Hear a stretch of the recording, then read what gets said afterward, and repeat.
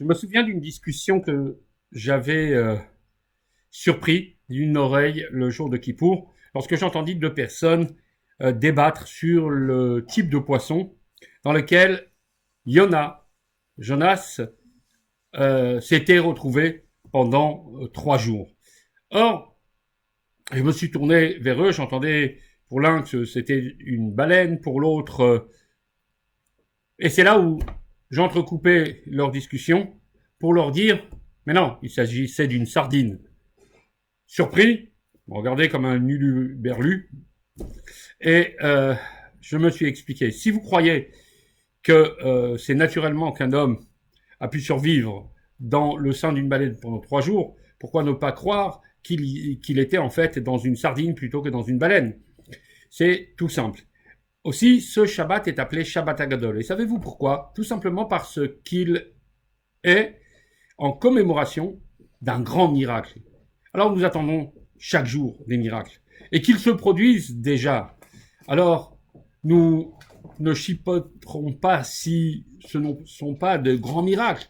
Quelle est cette définition? Comment qualifier un petit miracle et qualifier d'autres fois de grands miracles? En fait, c'est simple. Lorsque Dieu brise les voies naturelles, lorsqu'il intervient de manière totalement surnaturelle jusqu'à braver l'entendement, alors là il s'agit d'un miracle. Mais lorsque nous voyons que de manière surprenante, l'ennemi lui-même s'associe à la construction du miracle, vient et coopère pour le bien, construit avec nous la paix, alors il s'agit d'un grand miracle. C'est ce qui s'est passé alors que les Béné Israël étaient en Égypte. Ils ont pris chacun un agneau pour sacrifier dans 4 jours. Et voilà que les premiers-nés égyptiens s'étonnèrent et demandèrent « Mais pourquoi agissez-vous ainsi ?»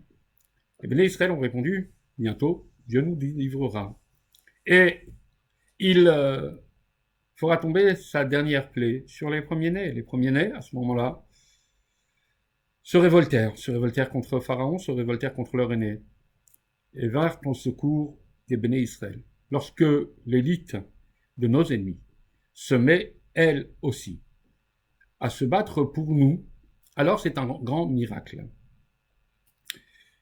Espérons que dans cette période difficile que nous traversons, nous puissions nous aussi vivre de grands miracles. C'est-à-dire qu'aussi étonnamment que ce mal nous est tombé dessus, que puisse être à ce que il puisse être en fait lui-même l'antidote de son mal, de ses maux MAUX, pour que bientôt nous puissions tous célébrer non pas la fête de Pessah, mais la véritable libération pour toute l'humanité. Amen.